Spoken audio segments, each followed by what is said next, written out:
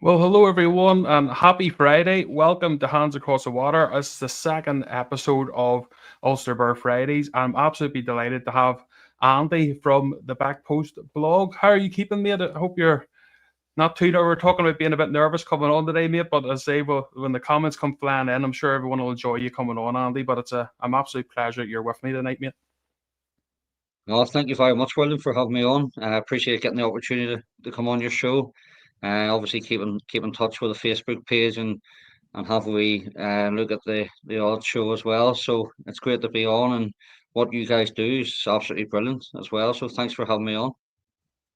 Thank you, mate. I appreciate that. As I say, you're always welcome on. This is what we were trying to say about in previous shows, Andy.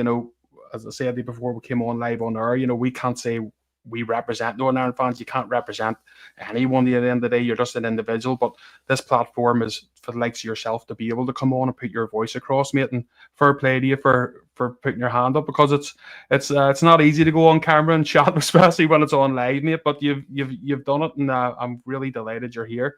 So just before we kick off, I just want to quickly. Well, there's Baz as well in the comments.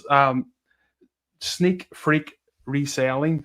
So this is a new local business that have sponsored tonight's show for us, and great guys that's involved with that. As I say, they are literally the sneakers, as they call them, as the Yanks call them, is what the wee business is called. They literally buy and sell trainers, but the high end ones. So hopefully anyone who can't afford them at the thousands of pounds when they're reselling them, the good condition ones, it means everyone can actually afford to get a pair of nice trainers. So you should go onto their site if you can. You'll see it at the top right hand of your screen.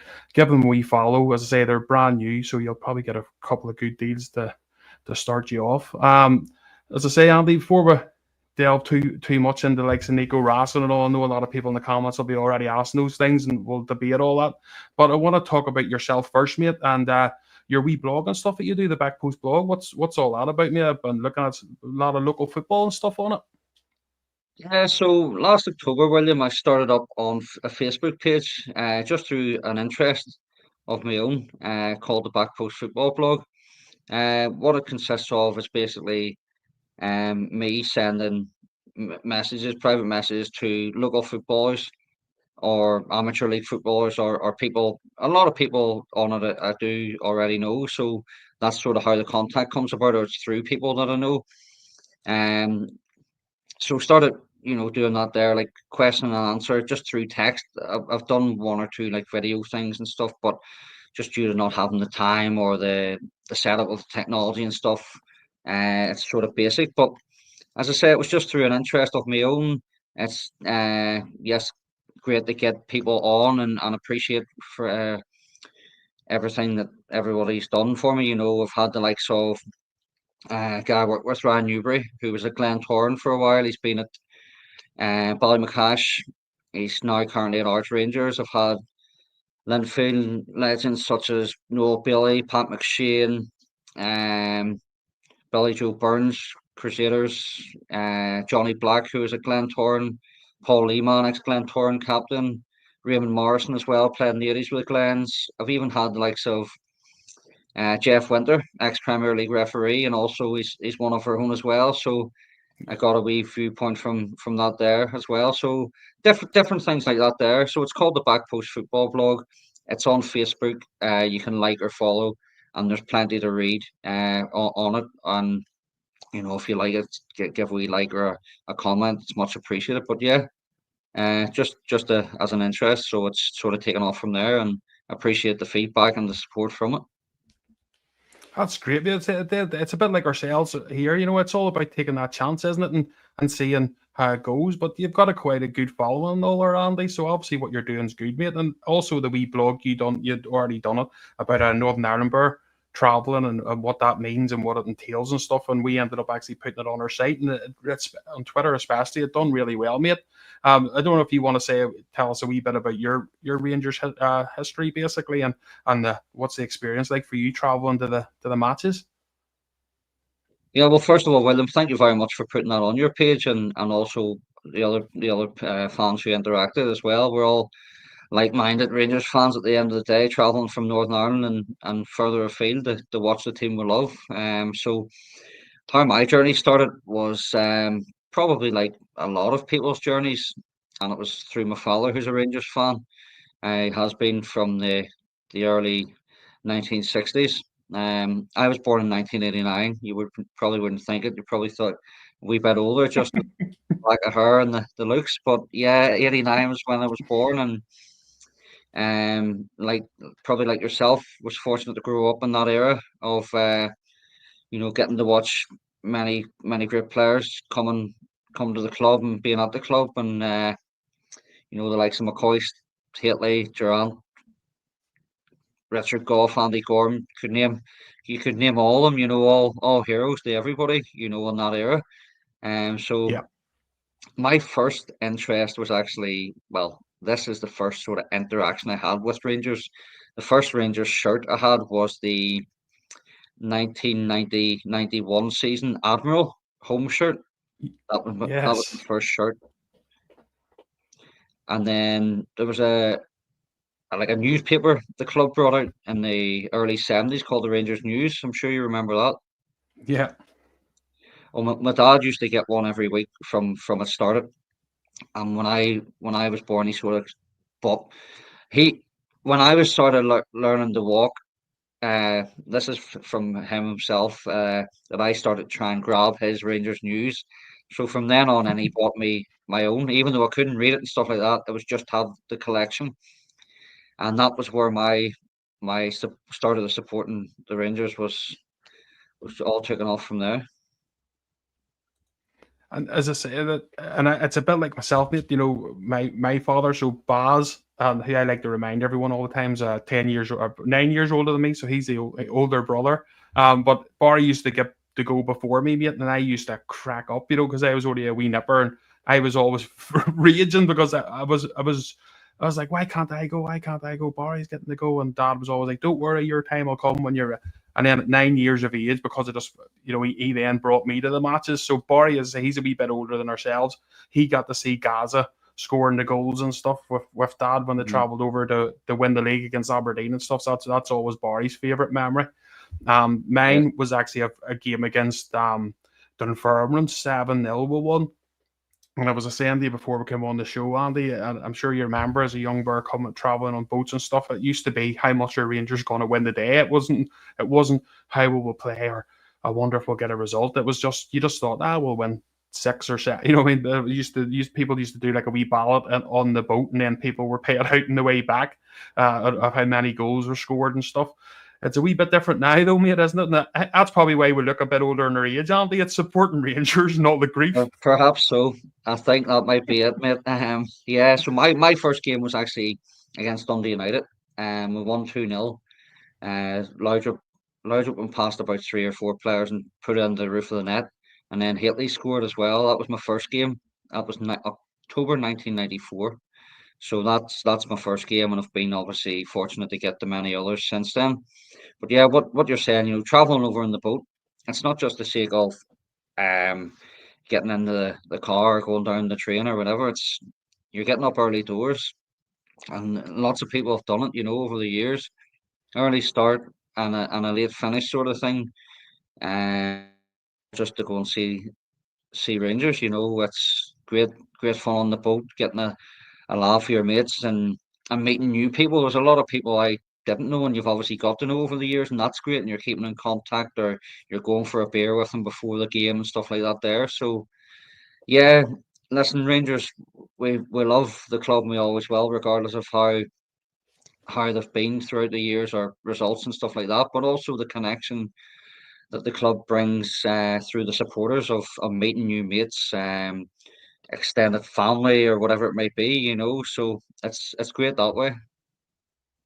Yeah, definitely, man. It's the amount as you say, like the amount of friendships you make, from traveling over, and then yourself, you're in bars sometimes, and you'll meet guys from Scotland that you've never met before, and you get chatting to them, and you level with them because we're very similar. And the next minute, you're meeting them every time you go over and stuff, and and that's what it's all about. Rangers is unique that way. Yeah, it's a massive family, and it's something. That's why I got the wee nephew, my sister's wee one, William. in his 20 now, but we brought him in through the club a bit like myself, and we says to his sister, like, we're taking him under our wing here. He's one of us. That's just the way it is. And we brought him to the match. So now he's doing it, and he's got his love for Rangers. And unfortunately for him, he's not as lucky as us. He's come through an era where he's only seen Rangers win one league title, unfortunately. But now it's my fault, mate. I told him that Rangers are going to be great. You stick with me, son. Where the good times are coming. And he keeps saying to me, Uncle William, you promised me all these things. When's it coming? But it will happen. But I want to ask you too, Andy, before we get into the now, but the likes of the 49ers and stuff coming in, what's your thoughts on them, and how do you think it's been going? Man, I know what result wise it probably hasn't been going great, but my original thoughts were when I first heard of the takeover, I was a wee bit apprehensive because obviously, big money men or buyers, foreign buyers coming to Scotland is not really heard of, especially Rangers or possibly Celtic as well. Further down the line, you never know. We've seen it happen with the likes of Chelsea, Man City, and stuff, and I know they obviously bought Leeds as well. So it was a wee bit apprehensive, sort of, with the thing of, oh, what way will this go? And especially the way we were treated before, with certain individuals who used our club as a toy, and look where we ended up, in turmoil, and almost had no club to follow. And just a lot of years ago. So yes, the club has needed financial backing and a bit of strengthening, financing and stuff, and we've known that for years. Um, we've obviously took the chance of bringing American owners in. I know they're not going to be able to spend the millions and the billions that every Rangers fan wants, and to bring all these big superstars in, but they've done well enough with Leeds, from what I've from a far point, and heard from Leeds fans. Had a good interest for the club, but they can only do so much, in a certain way, especially with financial fair play or whatever it's called now. So yeah, I think they will do reasonably well enough. Yes, they're there to make money for themselves, but I would like to think that they make some sort of success off the back of it for our club as well. I think the thing is too, Andy, mate, like I know a lot of people saying like they want to come in and make money, which is fair, you know what I mean? And obviously they do. No businessman's going to buy into anything unless they can get something out of it. But you only get money out of Rangers if Rangers is successful. Do you know what I mean? If you're getting into the likes of the Champions League, if you're winning leagues and you're winning trophies, and the more merchandise you sell, the better you're doing and stuff. So it's a catch-22. But I don't mind them making a few quid out of Rangers if Rangers are successful. I understand what you're right, mate. You can't go out. We just can't afford. It's not even just the fees now. It's the wages. The wages is absolutely crazy, But I think they've done okay in the transfer window. They've brought in quite a few players. Hopefully, they take the bed in very quickly. It hasn't started off that good, Andy. But I don't know what you've thought. The likes of Mayoski coming in. There's a few players, Shermati and stuff from Everton. That's a big outlay. 10 million for him. I think it's 8 million, and then run 10 million if he hits all his targets. So let's hope he does. But any thoughts on individual players that you think is maybe better than what we had last season and can bed in? He just touched on the players. We can't spend the big wages and stuff like that there. We know that due to financial fair play, but we can't attract players, from English Premier League clubs or big clubs and stuff, because of the way things are going with football. Even English Championship clubs are able to outbid us, nowadays. But in terms of the signings, obviously it's hard to say you're happy with the signings when you're sort of not we've yet to win a league game this season, and we know that, and it's very frustrating. But there is a bit of quality within, a few of the signings. Gassam, who looks a decent player, the young guy Moore, who's on loan, albeit, as I say, on loan, but he should come good. Miovski, I think he is a good player. He's proven in the league with Aberdeen. Unfortunately, and scored against us quite a few times. I do like the look of Miovski as a player.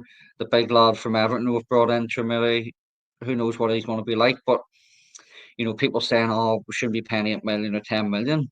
nobody can, no, not one player, you know, puts the price tag on their head. It's their agents and stuff like that, and their previous clubs. So hopefully he does do well and is successful in front of goal, and that leads to Rangers winning games and trophies as well.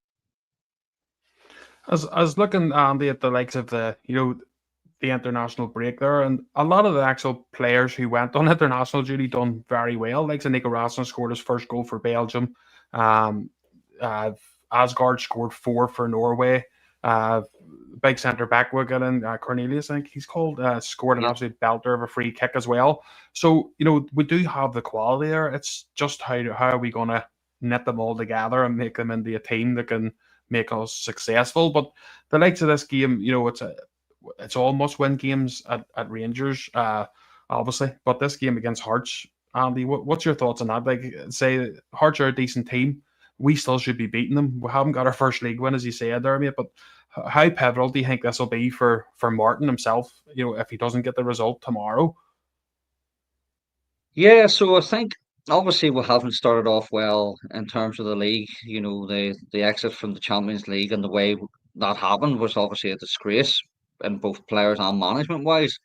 But your next game's your biggest game, and I know that's a silly old thing, but tomorrow is a big game for us because it's the first game back after international break.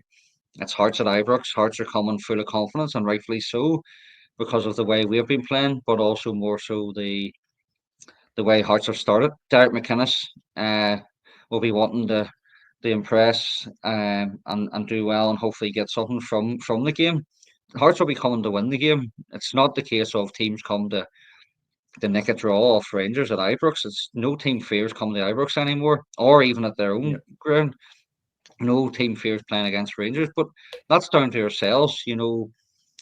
Players you've just said there, like Asgard, Raskin, or anybody who's went on international duty and stuff, and they're scoring goals and playing well. Is that down to, yes, one, playing with great players like the De Bruyne and Haaland and stuff like that there for their countries, but also it's less pressure. Whether we like it or not, we want Rangers to be successful. It'll never change the demands, and we do put pressure on players, but that's just the way the club is. We're due to the success we've had over the years and what we strive for and strive for better and more. But it's up to the players.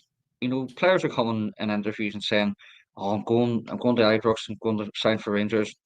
I've seen the big under the big lights in Europa League nights or Champions League nights or Old Firm games and winning trophies. Well, come and show us what you've got. Go and give the best of your ability in every game. If you give 100% as a team and as an individual, you probably won't go far wrong. Yeah, 100%, mate. I agree with you. Like it's we keep getting told by the likes of Russell Martin, there's a bit of pain, there's a bit of pain before before it comes good. But at Rangers, that pain, say it's a month or 2 months, the league could be over very, very quickly because we know, unfortunately, our rivals get the results, whether we like that or not, whether we think they're playing good or not. They get the results. The likes of the St. Mirren game, they didn't play great, but they got the win at the end, and they've done that countless times. Things that we used to do, Mhm. mate, which made us the champions. You just dug out games, but that fear factor is definitely away from home, and it's looking that way at Ibrox as well. Teams are just coming down and thinking we can get a result. Like the likes of Andy Halliday, I've heard him a few times, mate, and he's been saying even when he was a Hearts player or Motherwell, you know, they when they play Celtic, they worry a wee bit because they know they're in for a bit of a hard time. But when they're coming up against Rangers, they're sort of rubbing their hands and going, "We can get a result today," and that's a mentality we have to change, isn't it? But it's the players and the management have to do it. Yes, the pressure is hard at Rangers, but the difference is, Andy, if you get it right, the fans will Yeah. back you to the hilt, and there's no better place to play. It's all about being able to take that, isn't it? That pressure.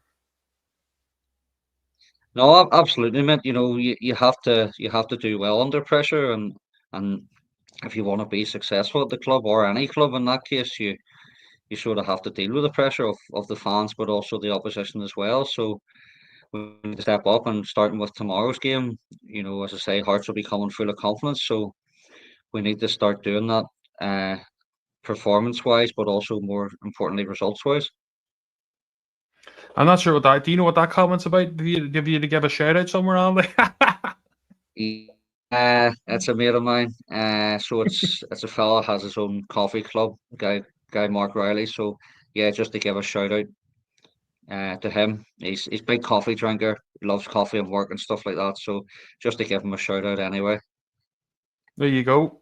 Coffee, Mark's Coffee Club. There you go. You've heard it. Andy so told you about that one. So hope you're happy with that, Mark. um, yeah, mate. As I say, it's like, but see the Raskin situation because obviously the comments are flying in here.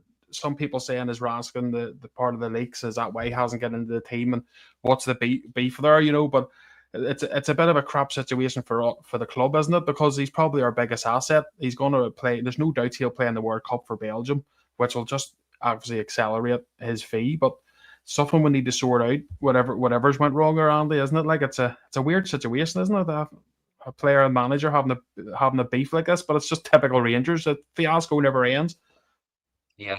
Do you know what, William? I like Nico Raskin. I think he is a good player, but some people might not like what I'm going to say.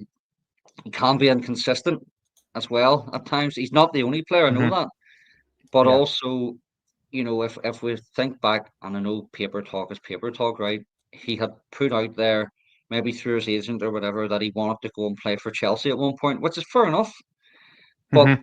go and show that you're good enough to get a move to the likes of Chelsea or uh, a club at a higher level in terms of playing wise or league wise.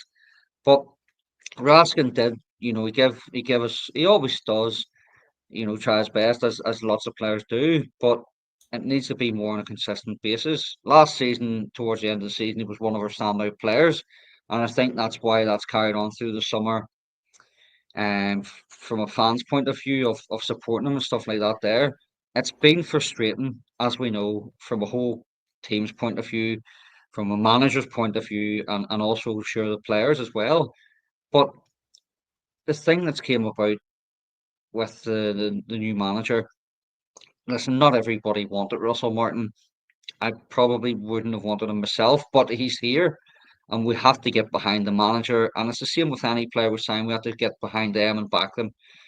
While Russell Martin's at the club, we have to give him the support and that can only do well for him and hopefully then filter through to the players. But in terms of the Raskin thing, who knows what we have going on behind the scenes.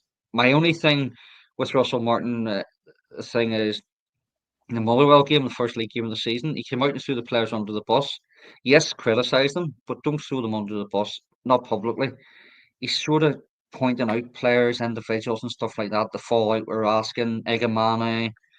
I've just had a text message earlier before we come on the show about Raskin was possibly the leak and leaking the team for the Bruges game.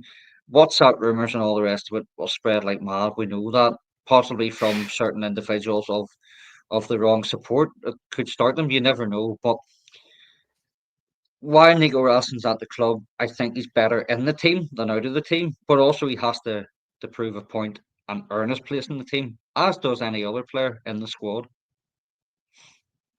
Yeah, 100%. I mean, it's a weird situation because Nico Raskin as a player, and he has been inconsistent, but definitely towards the tail end of last season. Well, I'd say halfway through the last season, he was very, very good, and he definitely came to the fore. And even under Clement, he wasn't getting much game time, but when he did start to get the games, and then under Barry Ferguson and stuff, that he definitely came better. But the likes of Barry Ferguson and Billy Dodds and stuff has said there is a wee bit of feistiness in him, and he doesn't want to listen sometimes.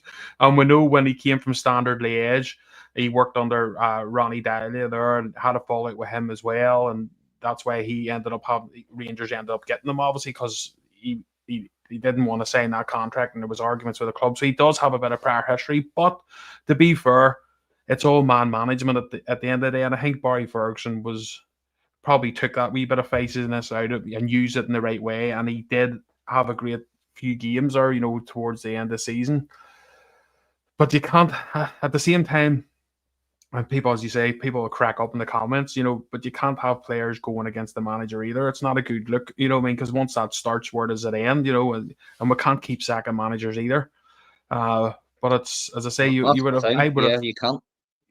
And we've already seen, mate, once we do that rinse and repeat, it never works, so it doesn't. And especially when you brought 12 new players in to play a certain system, it's not great. But I'm hoping it can get worked out. As I say, there's loads of WhatsApp, or people talking about WhatsApp rumors here, and uh, then it's saying four lads have said the WhatsApp rumors are a lot of nonsense. That's Karen saying that. So I'm not sure. Haven't been, because we've been on live. We haven't been able to check all that. So I'll see it afterwards. But as you say, Andy, WhatsApp rumors can start, and then even locally, yourself, when you see something Oh, local absolutely. happening, I'm mountain out of a molehill, as we say over here. I'm in WhatsApp groups myself, and we rumors starting in the spread, and you've seen it all before. 100%. I agree. See the likes of Mioski then. So that's a player we would know, obviously, from his time at Aberdeen, and a player that would have tortured us quite a lot, mate. Are you excited about that one, or what's your thoughts on Mioski? And see if he does what he done against us, he'll do all right. But I do like him. I think he offers a bit something different than the likes of Dessers or Egaman or Danilo or whoever we've got there now. But he's like he's a big player, but he can be physical. But he also plays. He drops off and he'll drop out to the wing and stuff like that. But again, when he's in the box, he knows where the net is, and that's been proven. Yes, against us, but also the likes of Celtic and other teams as well.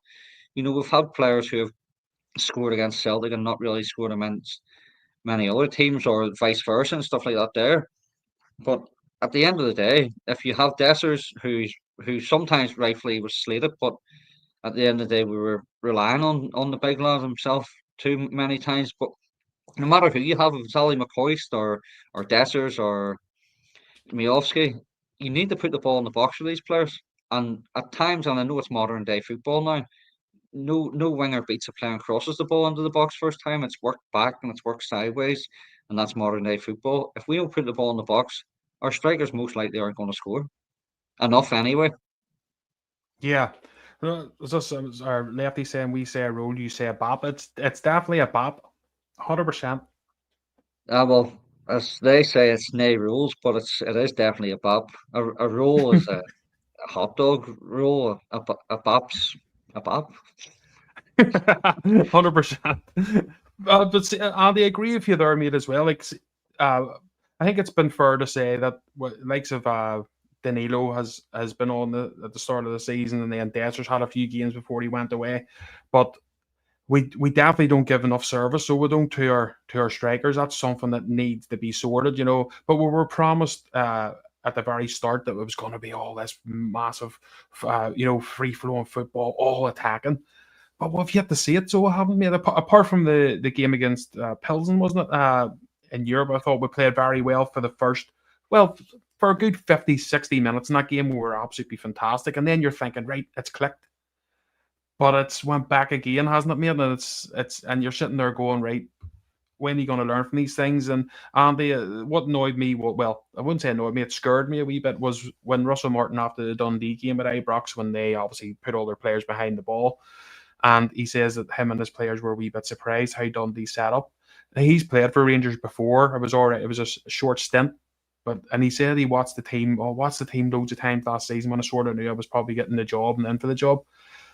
So how's he not knowing how the likes of Dundee's going to set up, mate? If he's been watching these games, because it's clear as day as how Dundee was going to set up against us. Well, this is the thing, we all, as fans, we can see what's needed to be done, and from a manager's point of view, he's coming out and saying that is worrying. You're right. Um, Out with of the sort of game against Pilsen at home and the last 25 minutes against Panathinaikos, where we sort of were on our game and we put the foot in the pedal there. Um, we've been slow and predictable. It's the same old stuff of sideways and backwards and passing it forward and it's going backwards again. As I said to you just before we came on air, I'm no footballer of any, stint, but I've, I'm not saying I'm good enough to be a footballer or a coach or whatever and stuff like that there. But as we all know, the way to play football or effective football against teams that play a low block or sit in is, passing the ball fast, pass and move, get it out wide fast, get it passed forward fast. and keep the ball moving, and that's how you'll hurt teams and open up opportunities for yourself. The likes of Dundee or any team that comes to the Ibrox or plays, we go to their ground, and yes, they do have a goal, and rightfully so. But if they want to put, as it's deemed as, park the bus, or it's defend's part of the game.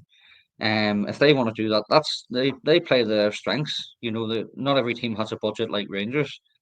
But also, if we, on the other side of the coin, if we were able to defend a bit better ourselves, we wouldn't be leaking as many goals, or having as many chances against us.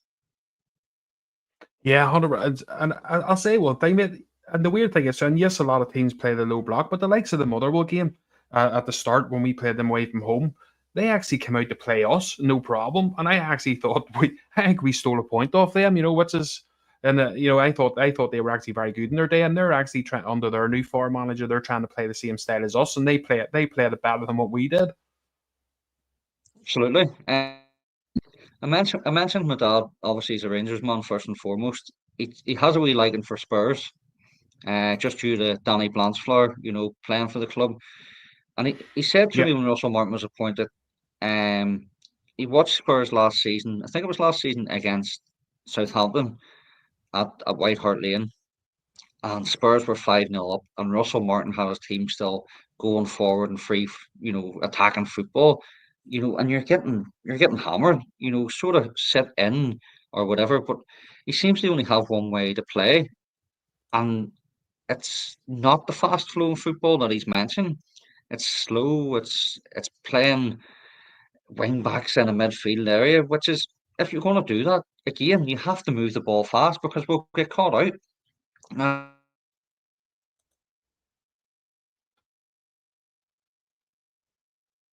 I watched the game the other week. I don't watch much English football or the team Linfield, but I watched the Man United Arsenal game a couple of weeks ago, and United had the ball in the Arsenal half. The two United centre halves were on the halfway line and no further forward.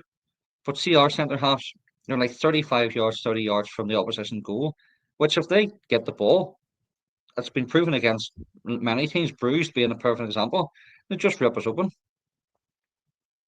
yeah, and I think that's. I know Aaron's got a Aaron's as it's called. He pronounces it Aaron's for some reason, but and he was caught a cracker in that Bruges game, wasn't he? Now a lot of people say he threw the team under the bus, but see when you actually look at the replay, he had to track that run because the likes of big, as you said there, mate, big John Suter way up the pitch, who cannot, he's not a fast player anyway.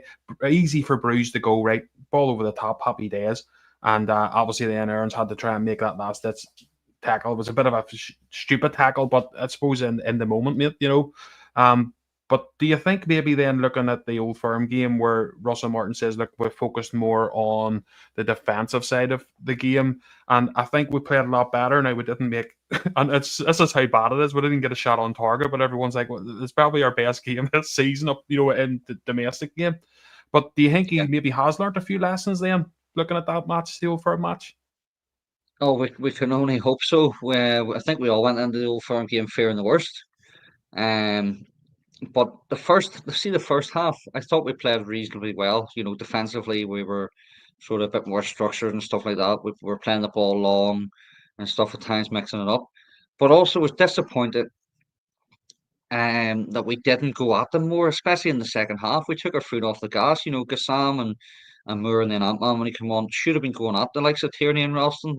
To me, Celtic, they are a very good side and a strong side, but they've had their problems as well this season. They were there for the taking that day, and I don't think we took the chance. But perhaps it was a sort of, we'll try to be a wee bit more defensive. We had Asgard sitting on Cal McGregor, which is he pulls the strings at Celtic as we know. But even the likes of Shooter was a bit better that day. Magoma as well, I thought done well.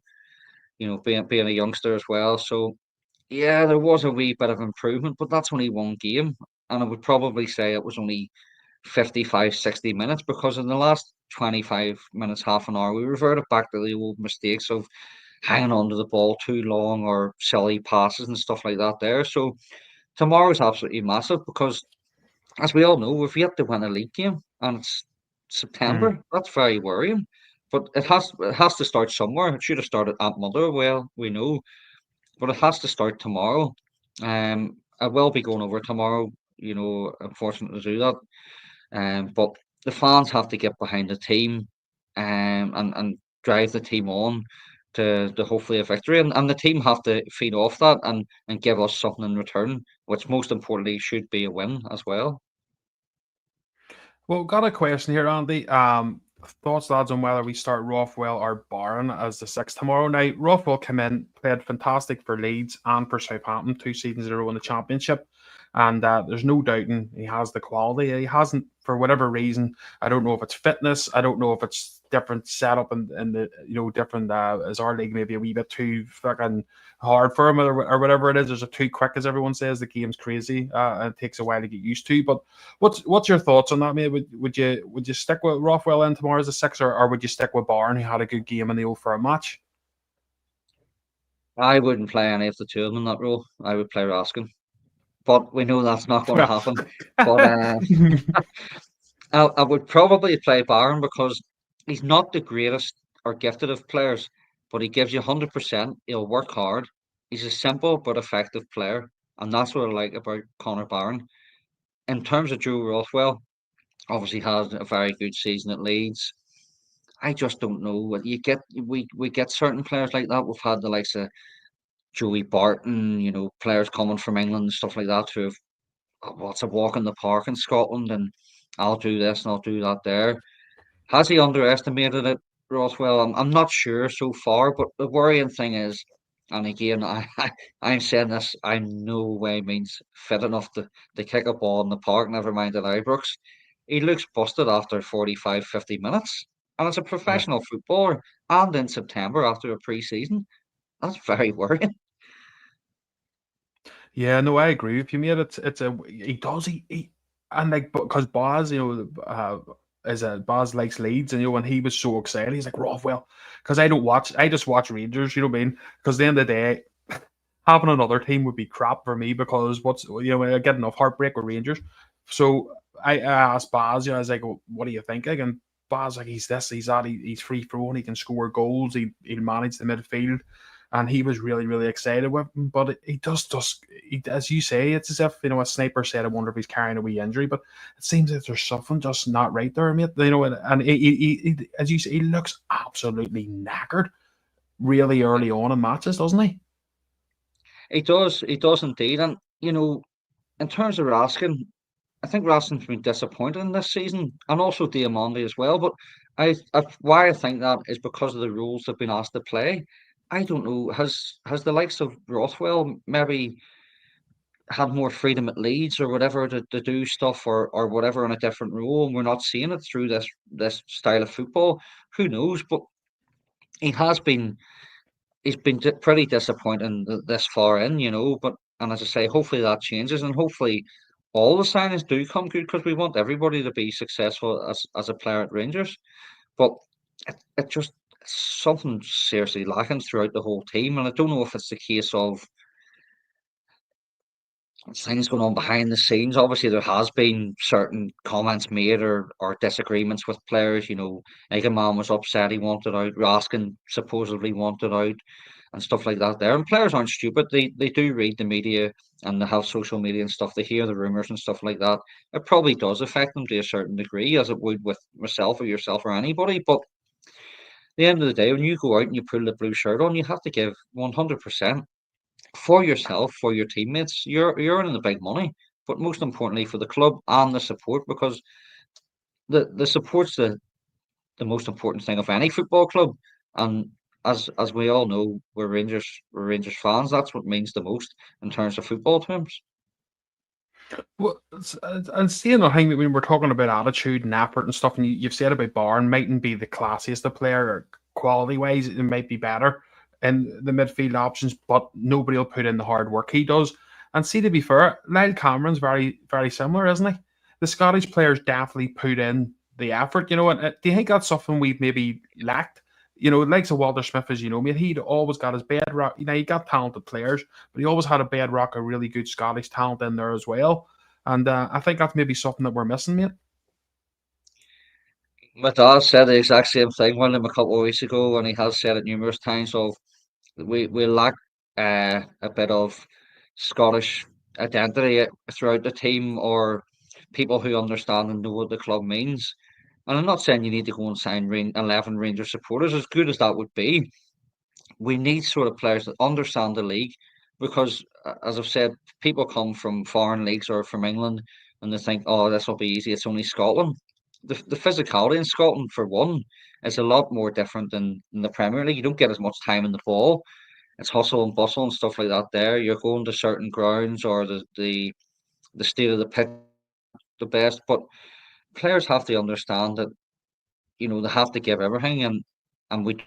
that in our club. Sorry, William, I don't know if my stream was going there or whatever, but I know Oh, you want I know somebody so, mentioned about putting 50p in the meter there. I'll keep my 50p for a flute. But anyway, no, we do lack a bit of identity throughout Scottish players, and we've had the chance to sign players we missed out on in recent years. The likes of Lewis Ferguson, who we've missed out on, the guy who is now, he's at Hibs, Mulligan, who was at Dundee. We could have had yeah. him.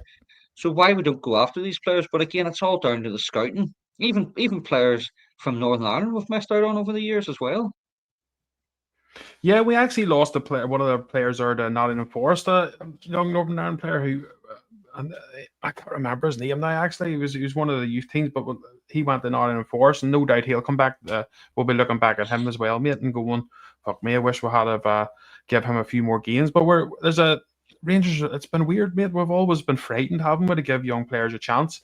In the Premier League Yeah, now, we're seeing, and even Spain and Italy, we're seeing players at 16, 17, 18 getting these chances because there's no fear in them and they just let them play and see how they get on. But there's this here fear in Scottish football, especially, isn't there, to play these young players? Like even at 20, who, that's the thing. 21, we're still saying, oh, he's a bit young. And you have to think Yeah, yourself, your career can be over in your, mid 30s. So, you haven't got that long of a career. So how can these players be too young? You have to give them a chance. yeah, and Celtic have had that in recent years as well. Yes, they don't seem to give youth players a chance as much, but we've had the likes of Greg Taylor, Scott Brown, Callum McGregor, James Forrest, all Scottish players, and I know a couple of them have been jumped at, like, who were Rangers fans at one point and have been, jumped ship. But they've had Scottish players throughout the team, and that's probably what's made them effective, as well as having players from foreign leagues that have come in and done well at their club. But I do think we lack that a lot at Rangers, and I think it is down to, most importantly, the scouting. I just want to say there, Andy, as well. We mentioned for Graham Roberts fighting cancer. Her, yes, mate, correct, lefty. So, very sad news, mate. And we're hoping everyone here, especially, I'm sure Andy, you're the same. We hope Graham Roberts fights that and wins that battle, mate. It's a terrible disease, isn't it?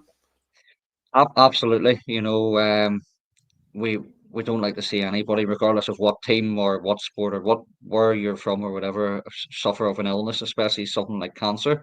We've been very fortunate to meet Graham Roberts twice in Belfast, and as we all know, his time at the club, he absolutely loved it. It didn't end well with between him and Souness, but he gave everything. He bought, again, what we're talking about. He was an Englishman, came up to Scotland and bought into what Rangers meant, and knew what Rangers meant as their history, and what the club meant, and how the league was. So yeah, best wishes go to Graham, and also his family. I understand, and I know you've sort of posted, I think, possibly on your Facebook page, his daughter's fundraising page, which is doing a walk or a run every day in October to raise money for that. So all the best to Robbo, and if he goes about things the way he did as a player, I really hope that he will defeat this.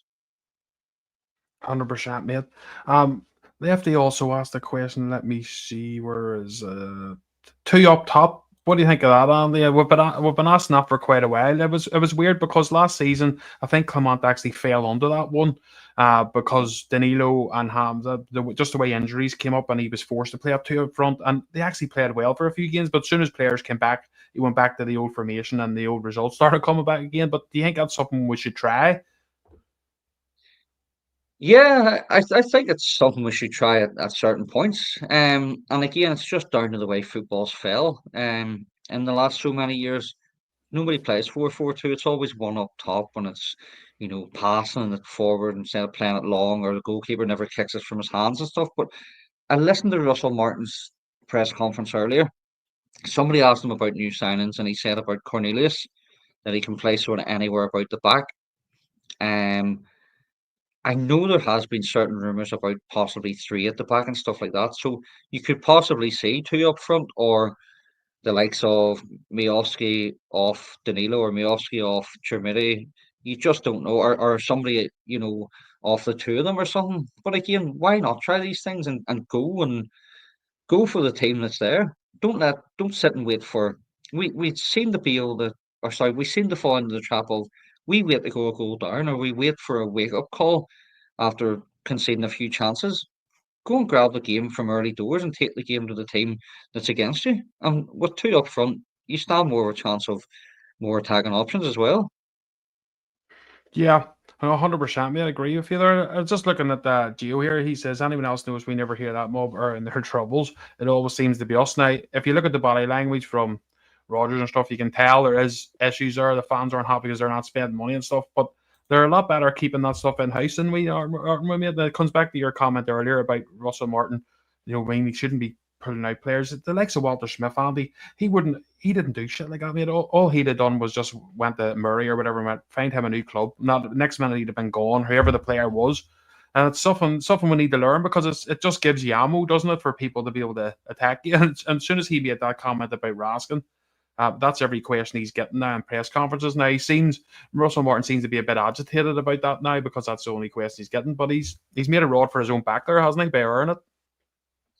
No, that's true. In terms of Celtic are in their troubles, there's certain things that they don't like there, and we know that they sort of sweep it under the carpet, as they've done for years. But they have had their downfalls as well, and it's obviously come therefore with their support through supposedly not spending enough money in the summer and like that there.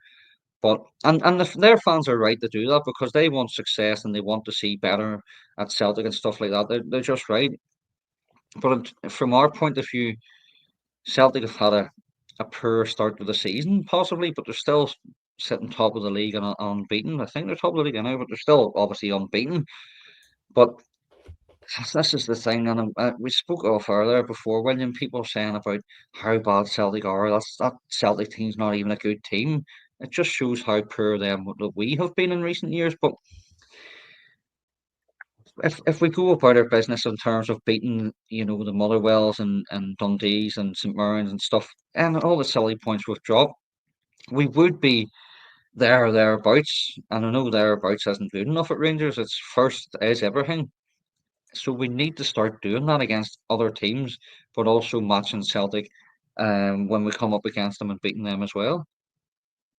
So, so last year, because we're coming with last sort of 10, 15 minutes here, Annie. So, what's your thoughts on the team? Then now we've chatted a lot about it, but do you think that Rangers, you know, this can come good under Martin? A lot of people want Martin. I think probably the majority, because any comment we even put in our pages now, it's just no matter what it is, Martin out, pictures of Martin out, as well.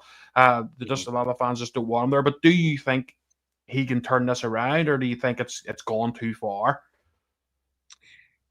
To be honest, I'm not sure. The fella knows he's under pressure. He's been under pressure from day one because he wasn't the wanted man. That fans wanted to bring in. But and I think you can see in his body language, and I know somebody's pointed it out there earlier.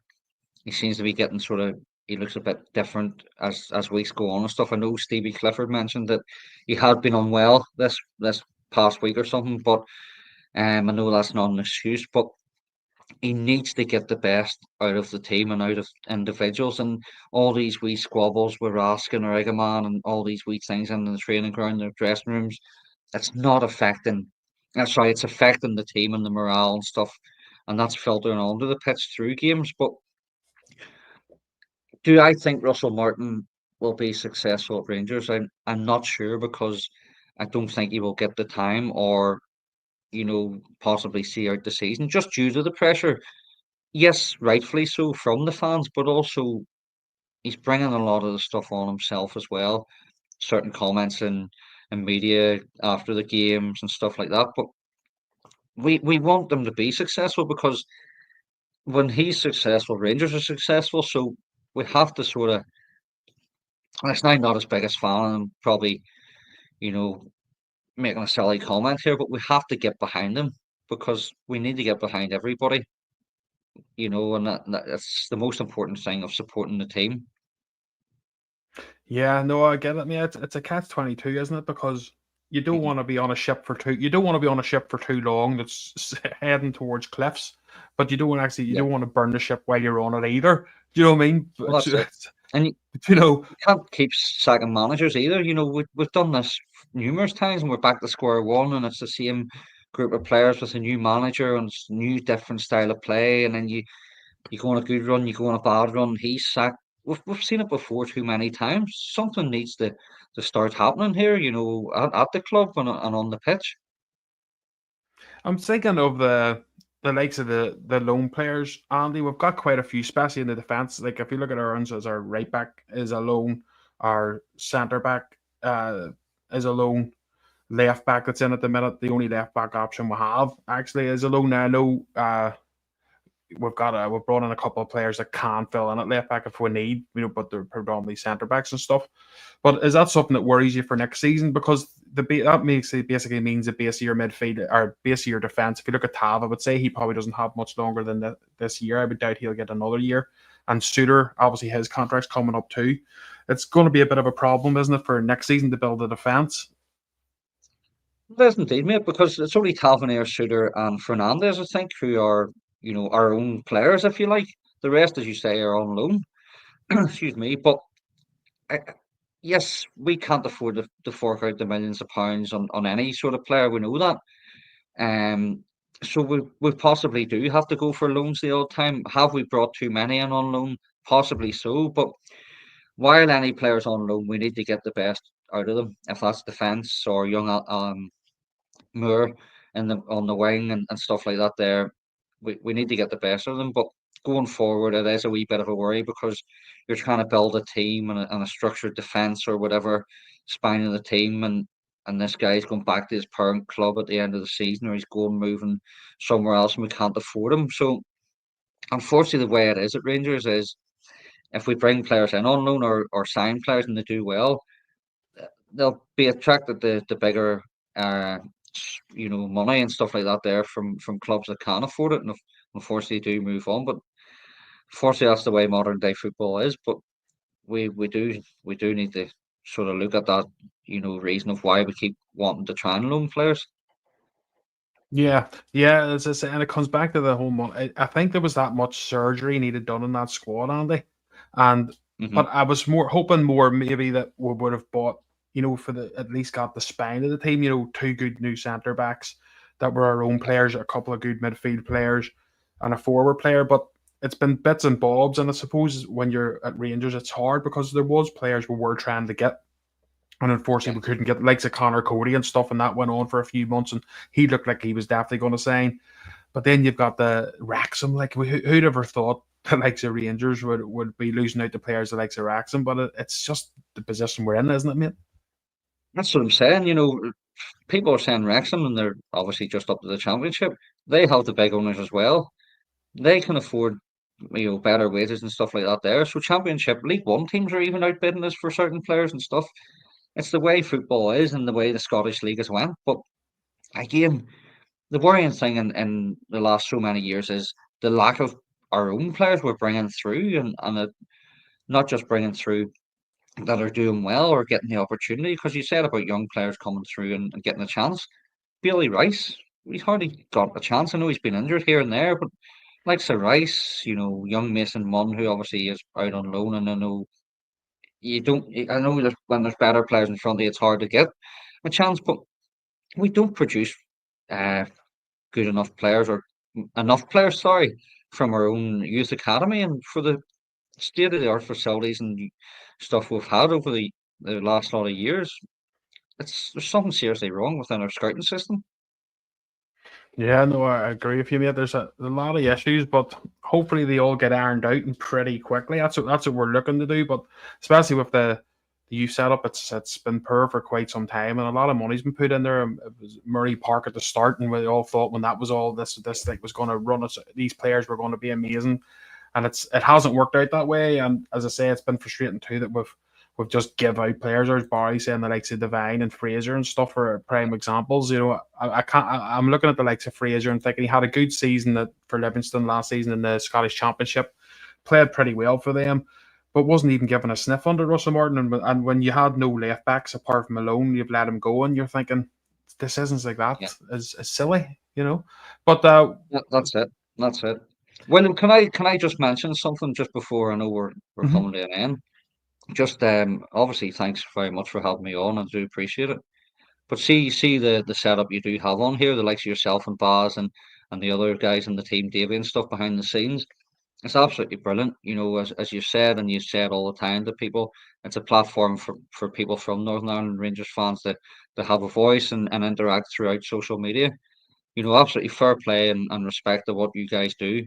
At the end of the day, yes, you're Rangers supporters, but you know, the setup you have and the opportunities you give the fellow like-minded fans is absolutely superb. So keep up the great work that you are all doing.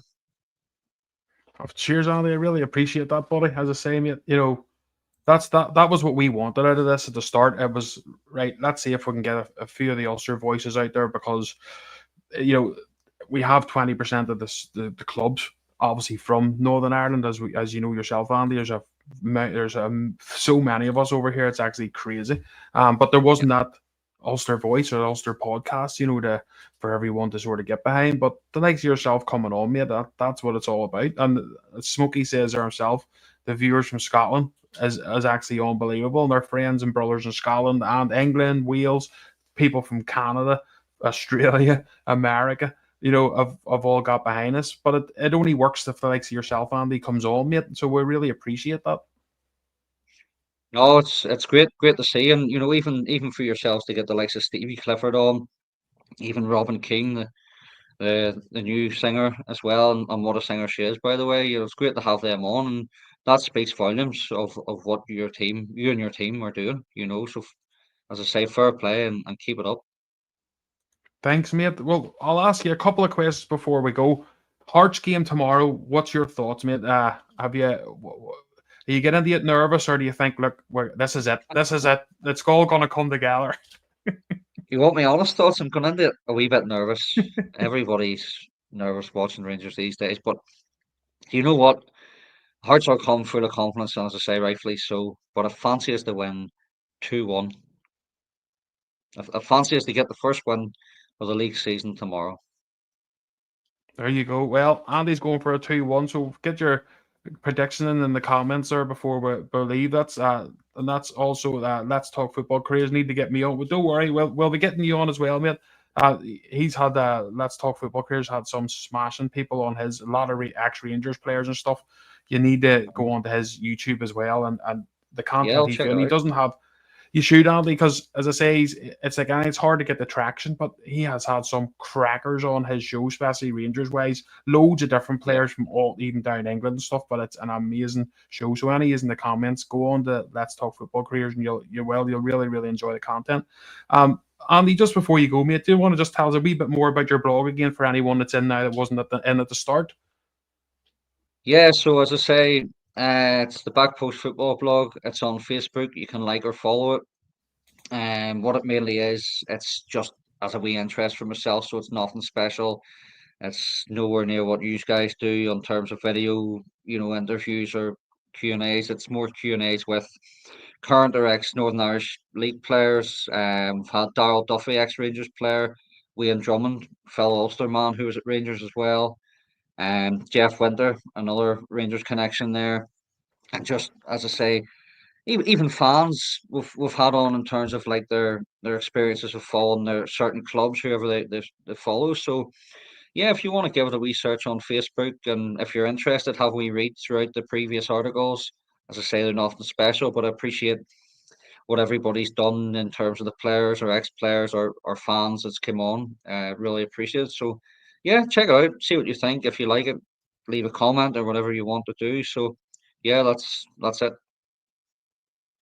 Perfect. Well, there you go, everyone. Get yourselves on the Andy's blog, and you will enjoy it. As I say, he's done one blog. We actually asked, could we have it? We wanted it on, and Andy, it was great that I know you were saying it was good for us to put it up for you, but it was an amazing read for anyone as well. And it sort of gave us an insight then, Andy, because obviously I didn't know you.